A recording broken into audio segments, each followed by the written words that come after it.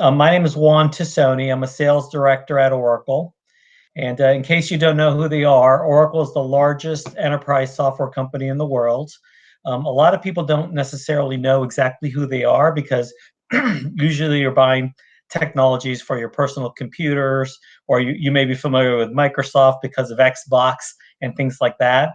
But what you may not be familiar with is that large enterprises need technology to run their businesses, and the biggest company in that market in that space is Oracle.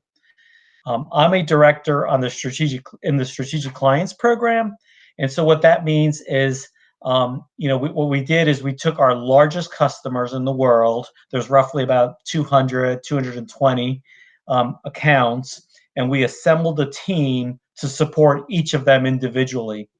So in our case, technically we have 226 customers in the program, and we have about 50 people per customer supporting those clients. So it is a sales role, just so you know, even though we're there to support them. It's really more of a sales role. And what I mean by that is that we're looking to grow them, right? So if we have a large customer, let's say JP Morgan Chase, and let's say hypothetically they spend $100 million with us every year, and so we're trying to grow them, let's say, to 120 million. So it is a sales role, but it is an exclusive, if you will, VIP treatment for our customers, our largest customers at Oracle. So hopefully that gives you a decent background as to who I am, Oracle, what we do, and then also the program that I'm involved with. In terms of the educational requirements for a role like this, let me actually first take a step back and just talk a little bit about Oracle as a whole. We are a software company. We build very large software systems. So we have obviously software developers. So if you're looking to develop software, if that's the career path you want to pursue, then you want a degree, for example, in computer science, and then you'd be able to join our product development team, right? If you want to join our finance team, we have, I don't know, probably over 1,000 accountants and finance folks. You'd obviously want a degree in finance or accounting.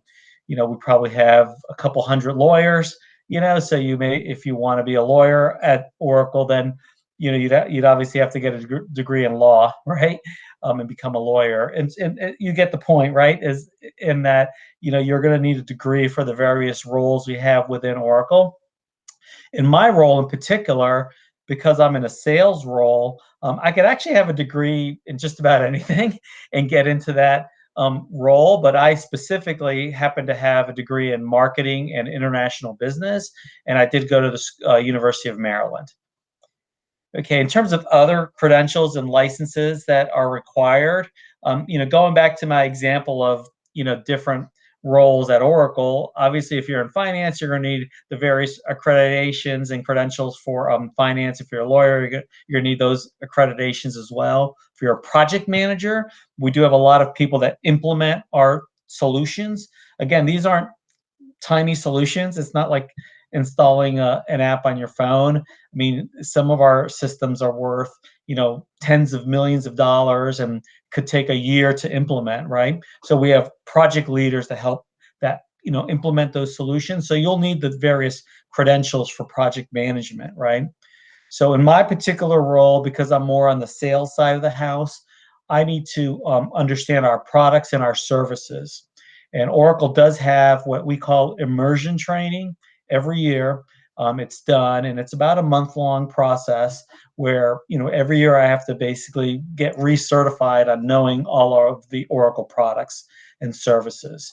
So we have to, it's all self-paced, it's all online. So we have to take these courses over a month period. And then the culmination of that training involves a recorded presentation that we give to our executive team, which then reviews that recording and then passes you or fails you. If you fail, of course, then you've got to redo the recording and the training. I've never failed personally, but I do know of people that have not made it through. And because we have so many products and we're such a large company, we have close to 900 products. It actually is pretty intense. In terms of, does Oracle provide training? We do have something called Oracle University. So if you're an employee of Oracle, you can go to Oracle University and basically learn anything you want to learn that we've created a course for. So most of the training is online. Prior to the pandemic, there was on in-person training. So I could, for example, sign up for a management training course that was a week long. It was in person. It was in Austin, Texas, wherever. I could go ahead and book my travel, go to my class, and come back home afterwards and be trained in a specific, category. But now everything's online and everything's, free. As an employee, you can basically go in and pick whatever you want to learn. If you want to become a Six Sigma black belt, then you can sign up for that course, go through it, and then be certified in that area.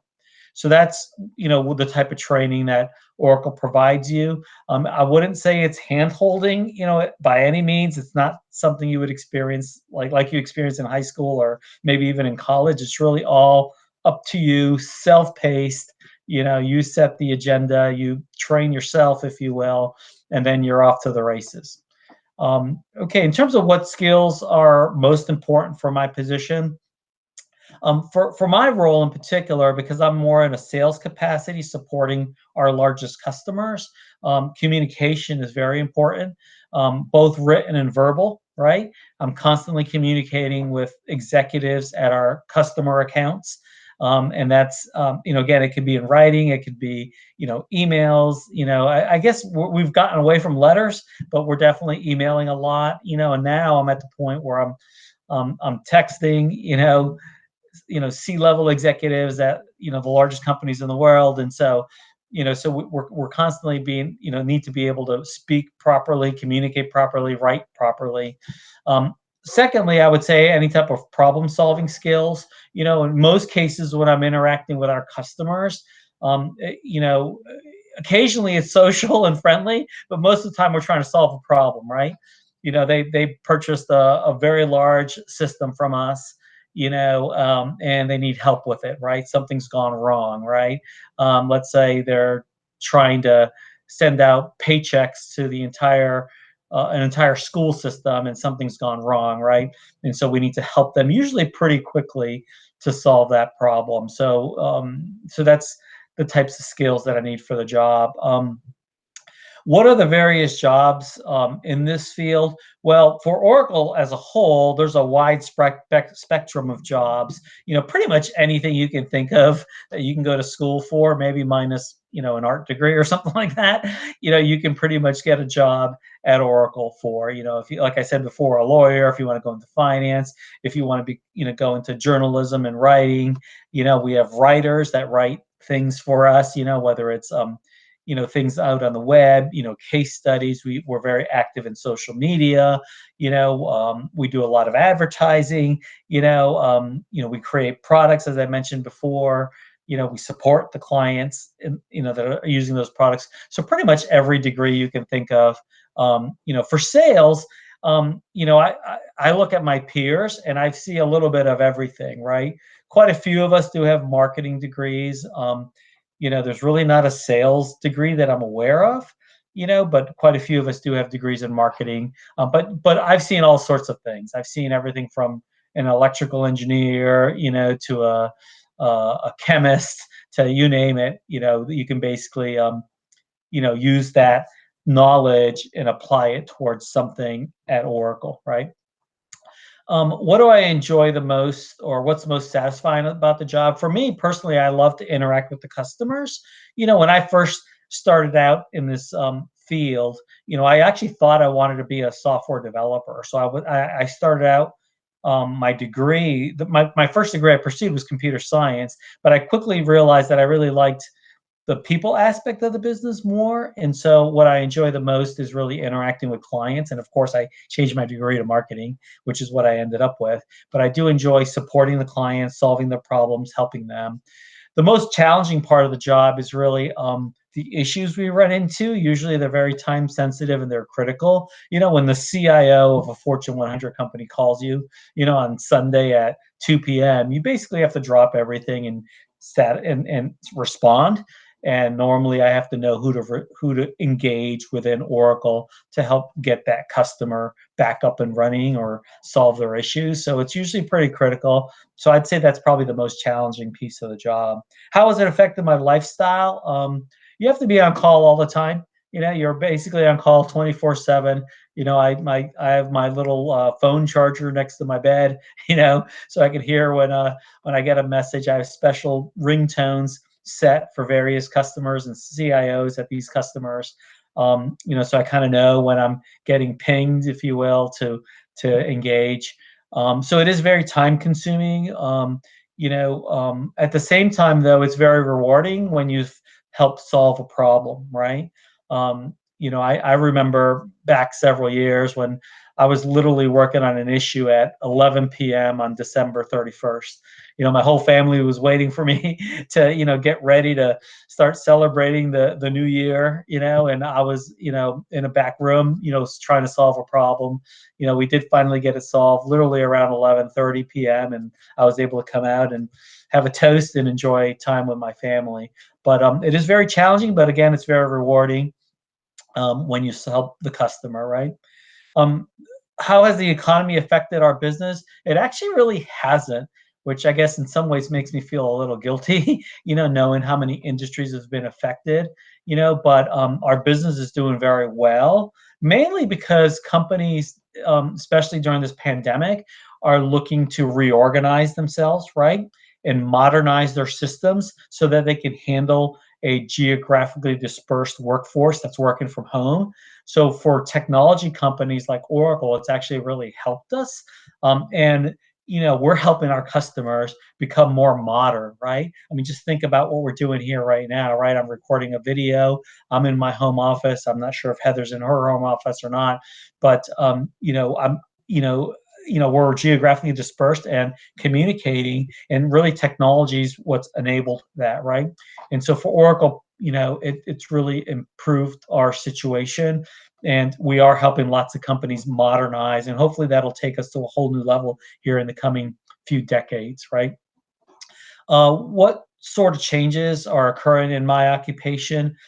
I'd say that overall technology is constantly changing. Let me just give you an analogy of a doctor, right? 30 years ago, a doctor practiced medicine in a certain way. Well, that doctor has to stay current, right? Because the way things are done today are very different than the way they were done 30 years ago. So I'm not saying that I'm a doctor by any means, so don't get me wrong. Um, but I constantly have to be in touch with what's happening with technology, right? In the last 10 years alone, things have gone to mobile phones, right? There's been a lot of change. I've heard, that the power in your cell phone is just as powerful as the technology that was on some of the space capsules that went to the moon, back in the 60s, so it's kind of amazing how technology has really progressed. So, you have to constantly stay current on what's happening, because what you know today will change in the next, 6 months. The field is roughly the same in terms of, I'm have a customer that I have to support, and and I need to look at them to grow. I need to grow them, so that's very similar and hasn't changed much. But things happen faster now, right? Things are quicker. You're more connected. You've got mobile capabilities. It's funny because my wife always asks me, like, "Are you multitasking?" When you're talking to clients, I'd have to say that I'm probably triple tasking. It's not uncommon for me to be talking to a client, texting, and also using instant message and knocking out some emails. I mean, I'm constantly, have 3 or 4 things going on at the same time. And it's really the world we live in now that you've got to be able to multitask. So that, at a very high level is, what it's like to work at a company like Oracle, what it's like to have a sales role at Oracle. I'm in a management position as a director at Oracle. So there's lots of interesting things that I have to deal with. But I hope that gives you a clear picture as to what it's like to work at a very, the largest, high tech company in the world. I hope that's what you were hoping to hear. Thank you.